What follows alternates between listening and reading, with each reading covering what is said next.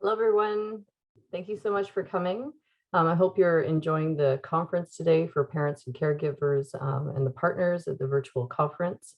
Um, I guess we're almost done for the actual day. Just a reminder that you're able to see the videos on the YouTube channel later on today, as they are all being recorded.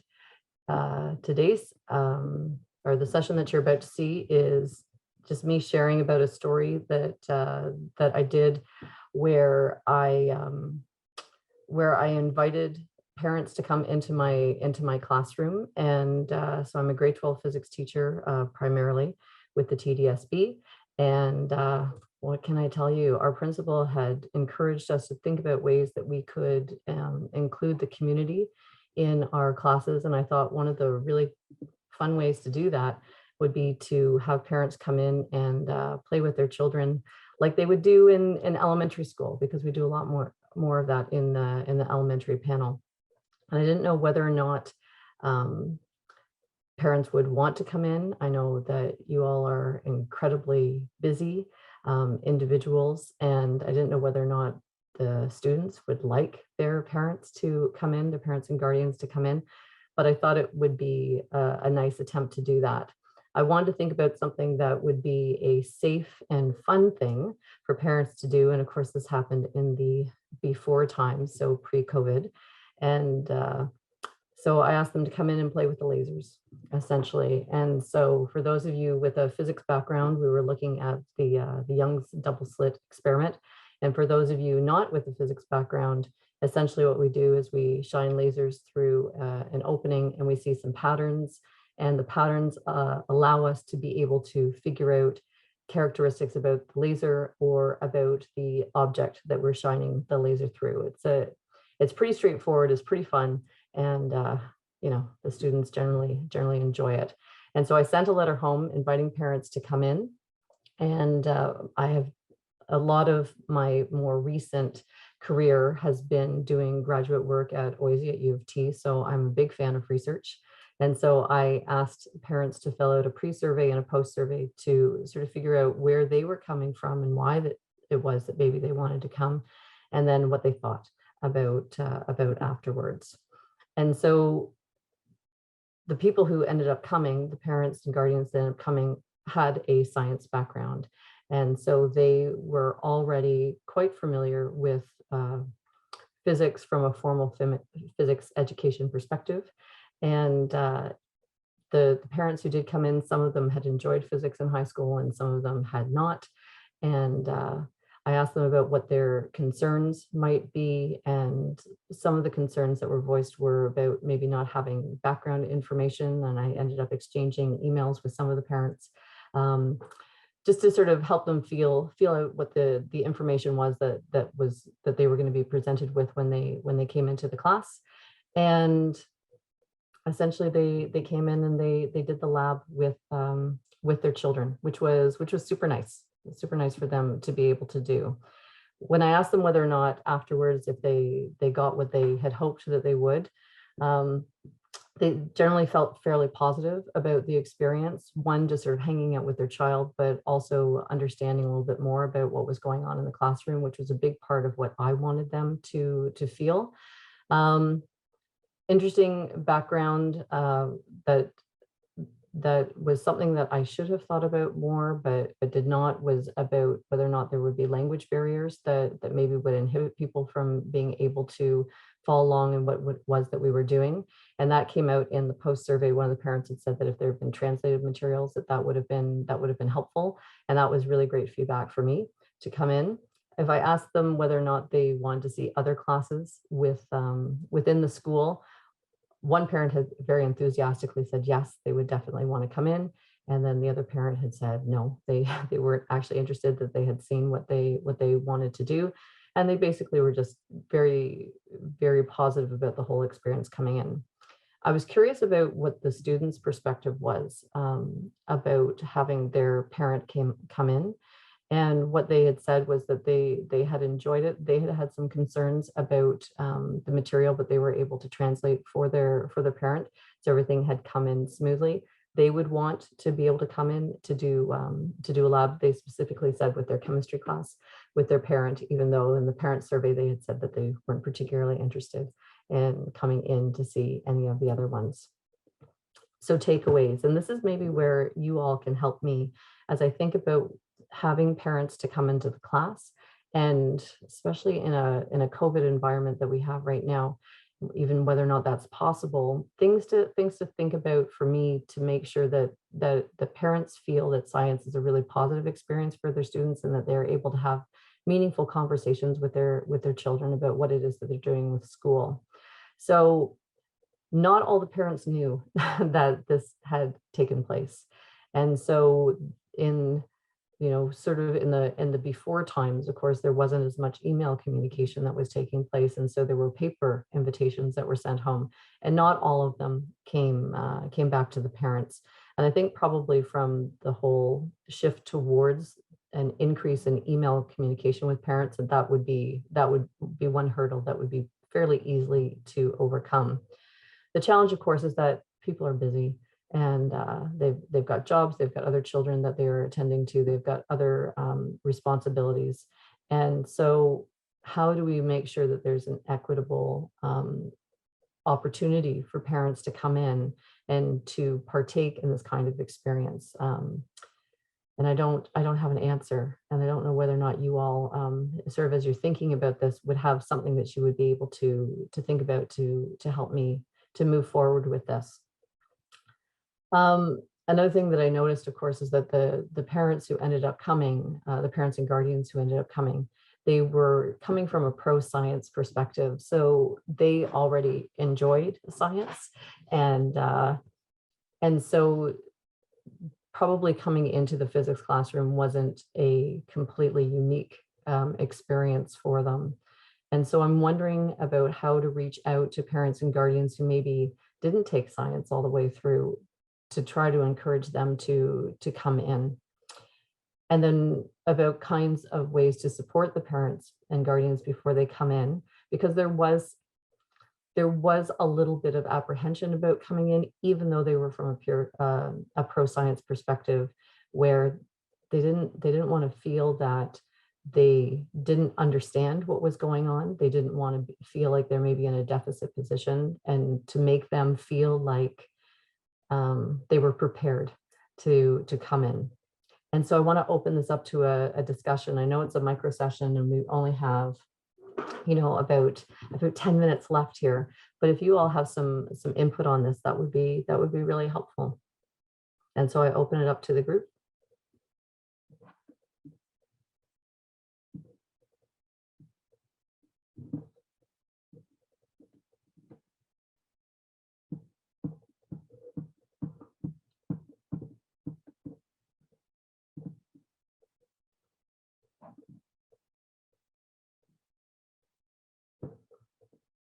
I'm just looking in the chat. I am assuming that you are able to put in the chat. Yeah, absolutely, Robbie, please do. And this is like, I do really want to open this up to a conversation. And so if people can put their comments in the chat, or if they can turn on their mics if they want to speak, that would be great too, and to share it in. So Jason has said here, I would have loved as a student because my parents would have been amazed. Yeah, it's amazing, right? Jason, what grade are your children in right now? They're 4 years old, VK, 4, 2, and 0 now. Amazing, right? Do you, like in the before times, were you able to go into the class a lot with them? They just started junior kindergarten, so okay. It's only been a month. So no, not yet. Not yet. Can't wait though. Yeah, and there always seem to be far more opportunities for the elementary parents and guardians to be able to come in. And I know like there are safety concerns that exist within the high school classrooms, and that's part of what has to be negotiated. But to have them continue that relationship building with their parents and with their guardians in high school is so fabulous, right? Like to see what they're doing and to help them on that journey, like it's great.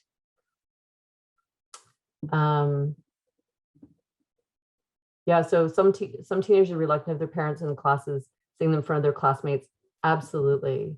And that's Alana, who put that in there. I agree, Alana. And that's part of the negotiation, I think, that has to take place. Do you think that if we sent materials home with the students to help them to become mentors, that would help that at all?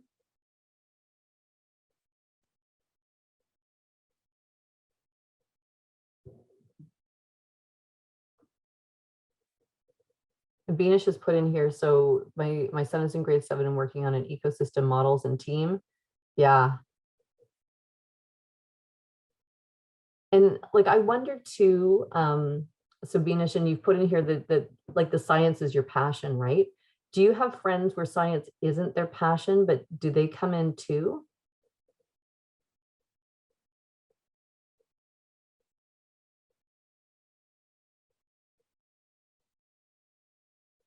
Because I think part of the challenge, and part of my research has been in physics education, but part of the challenge is to get them to, you know, just start to embrace science a little bit more. And I don't believe that everybody needs to go into science, like, you know, chaos, that I would say something like that, but everybody needs to feel they have the opportunity to explore it, right? And so how do we make sure that people feel that way? And parents and guardians are so influential on children. Yeah. So your friends hate science, but due to content, sometimes they end up, yeah. Yeah, and we do have science clubs in schools. And I've taught in a couple of schools. In some schools, they're far more attended than others, and it really depends on what the focus is. Like I've run clubs that are just sort of open science clubs, and I've run clubs that are specifically physics clubs, and it really depends whether or not the students are into that kind of exploration. Okay, so this is Robbie. Robbie, I'm just going to read it out, okay? So my child is incredibly self-motivated in science. Yep, some memorizing stuff. Always 5. Yeah, they're amazing at that age. Like they're amazing all the way through, but just so amazing. Yes.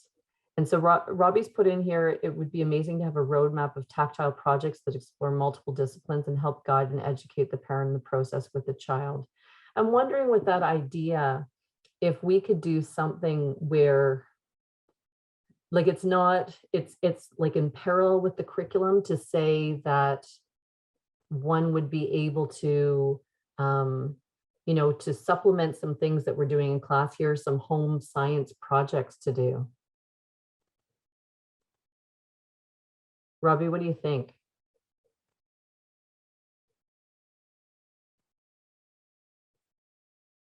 Yeah, like that might be something really good. Like right now, Venus, just with your asking about whether or not, yeah, absolutely tactile. When you're saying resources for grade 7 kids in science, like right now, I'm really fortunate. I'm on a secondment at the Ontario Science Center. And so I'm learning tons of stuff, obviously. And they have a whole science at home program that they ended up putting out last year, right, during the pandemic. And so there are those kinds of projects that are floating around. I don't know whether or not the TDSB has come up with something like that. And because the way the curriculum is set up, it's set up for the teachers where they would say, you know, address this concept, and here are multiple ways that you can do it. So in one school, they might have picked one option, in another school, they would pick another option. And so I don't know whether it'd be better, it's like a TDSB thing or a school specific thing where they say, okay, here are some projects to do. Like in September, here's a project to do at home. Here's a project to do, which of course they don't have to do because not everybody has the time to take that kind of thing off. But whether or not that would support it, that would be interesting. Alana, you've got, I was into the other sciences and was enrolled with teenagers classes more before junior high school and high school. Yeah, Yeah, and Alana, like the physics club, it was interesting when I ran it. The whole point of me doing that project with the students is we had some students who were really self-motivated and they needed an opportunity outside of the physics curriculum to explore something. And so what we did was they put together proposals of experiments that they wanted to run. And I essentially was a glorified lab assistant, and I gathered together materials for them, and they ran the whole project, and I just helped to guide them in what they would do and how they would analyze the data. And they worked as a team. Like it was amazing for them to do. Thank you. I love physics. What can I say? But it was so self-motivated, and then they wrote up articles, and I had a friend who was teaching at an international school, and so the intent was that they would write up their article and they were going to send it to another country for them to review it, and then we were going to get their projects. But stuff happens, and it didn't end up working out. But like that was really self-motivating for students to end up doing. It was really fun. Yeah, I don't know. Other ideas, like if I was gonna have all of you come into my physics class, right? In like grade 11 physics or grade 12 physics, or in grade 9 science or grade 10 science, like what would you hope to get from that experience? And what would you want me to support you with before you came in? I think that's what I would hope to get from this conversation. I'm just watching the chat, see if anybody will tell me, like, what would you want to do? Yeah, you know what, Robbie, I did a project where the grade 12 students, part of my research is in using video games to teach concepts. And so what I had was I had the grade 12 physics students, they programmed video games about physics careers. And then I had the grade 10 students play them, and to look at how the grade 10 students then would understand physics careers. And that kind of mentorship is great. I know it's like crazy, like it's so much fun. Another project that was done would be, and again, it was through Science Club, where the senior students, they would make a project, and then they would go into the elementary schools, and then they would run their project with the elementary students, which was super fun too. Um, but I'm still thinking about like bringing you all in, right? Yeah, Jason, like some of the old science experiments are the best, right? Are there any that stick out in your mind that you particularly enjoyed?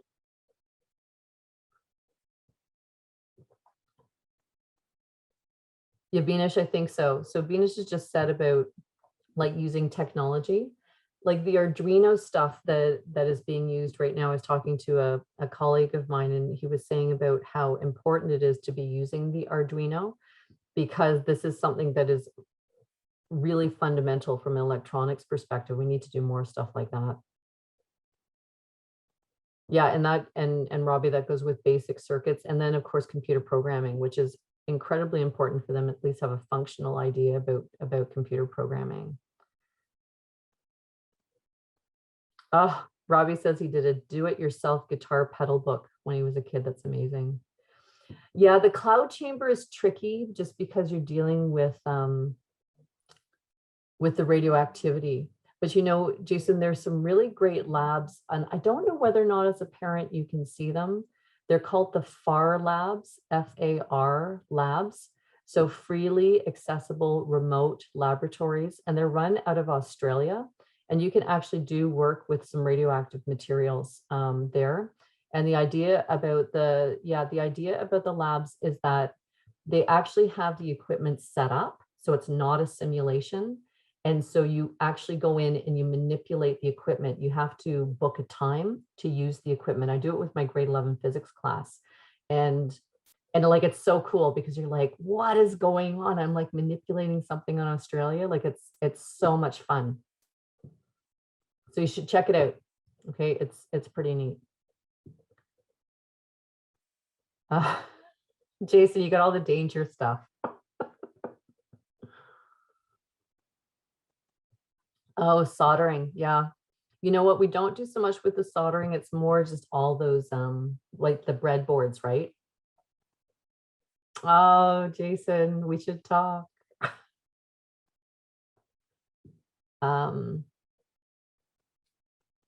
Yeah, and there's so many kits that are out there for students to use, but like I think part of what I would hope would be to help those students who and like you all are here because like I'm hearing a lot of pro science, right? But where are the people who don't like science? And maybe you're on here and you're not saying anything. But we have to think from a community perspective how we get like everybody to just like want to explore it a little bit. Like it's just it's really tricky.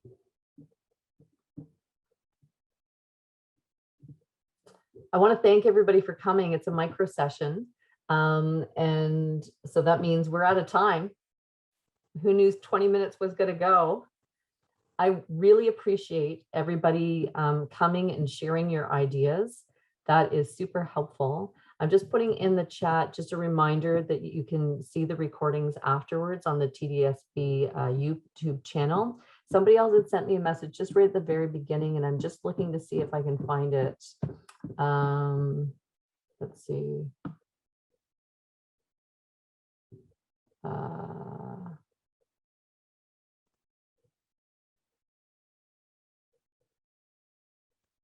And Catherine, are you still on the call?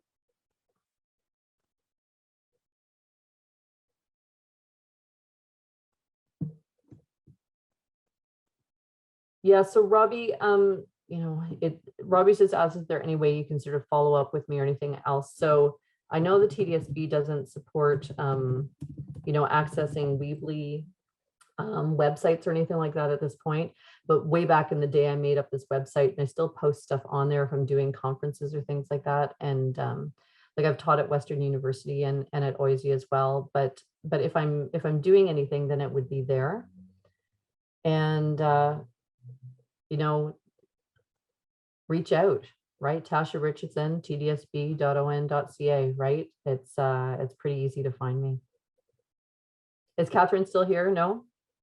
She had posted something on there just about My Money, My Future event.